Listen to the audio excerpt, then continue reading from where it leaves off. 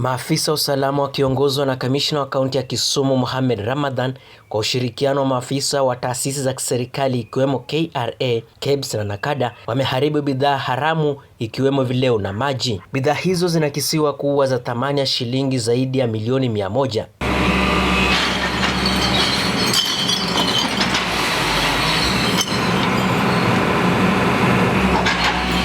Uharibifu huu umetekelezwa katika taasisi ya utafiti ya KRDI jijini Kisumu, ambapo wale wanaotengeneza, kuuza na kusambaza bidhaa zisizotimiza vigezo vya ubora sokoni wameonywa vikali. Kamwe hatutasita kuhakikisha kwamba bidhaa zote gushi zinazopatikana katika maeneo haya tutazitafuta kwa njia zote, kwa udi na uvumba Waswahili wanasema, ili kuhakikisha kwamba tunazipata, kwa sababu bidhaa hizi zina madhara makubwa sana katika afya ya jamii na kwa kiwango kikubwa sana zimechangia kwa kuvunja familia. Working on the sources to know exactly who makes these things and who imports these things, so that we are able to reduce it if not eliminate it completely. We want to commit to the public that it's not going to end here.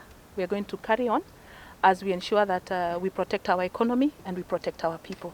If we look at our society, most of the people are affected, especially the young people. And when you talk about the illicit brew, they are usually cheaper than the rest.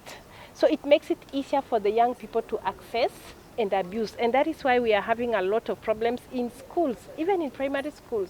Maafisa hao wa serikali wameahidi kuwa hawatachoka katika vita dhidi ya bidhaa gushi, wakisisitiza kuwa uwepo wa bidhaa hizo unawanyima fursa na kunyanyasa wafanyabiashara wanaouza bidhaa halali katika masoko ya humu nchini. Tahadharisha wale wenye wanatengeneza bidhaa hizi gushi na wale wanaosambaza, wale ambao wanauza katika maduka yao, kwamba tutawafikia. It is a mark of KRA's commitment to secure taxes to ensure that illicit products don't find their way into the market.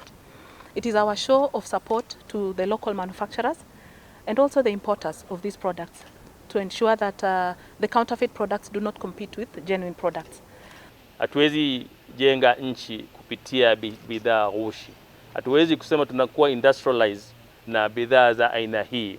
Hizi ni bidhaa ambazo zinahatarisha maisha na kamwe hatutakubali hata siku moja. Destruction stops the goods getting back to the market. Destruction is the sure way of ensuring manufacturers don't lose their revenues.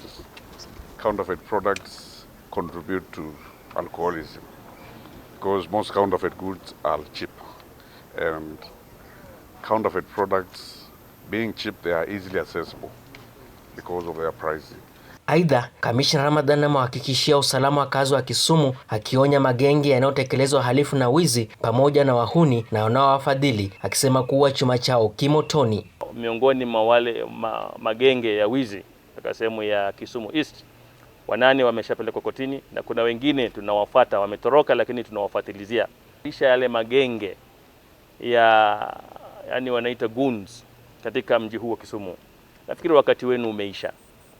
Amua utafute biashara ya kufanya mbadala, kwa sababu sisi hatutakuacha kwa hali na mali, kwa njia yoyote. Hata kama wewe unategemea nani, tutahakikisha kwamba will bring you down.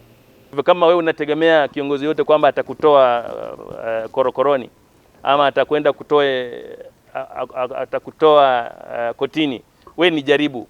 Leonard Murunga, Jabali TV, Kisumu.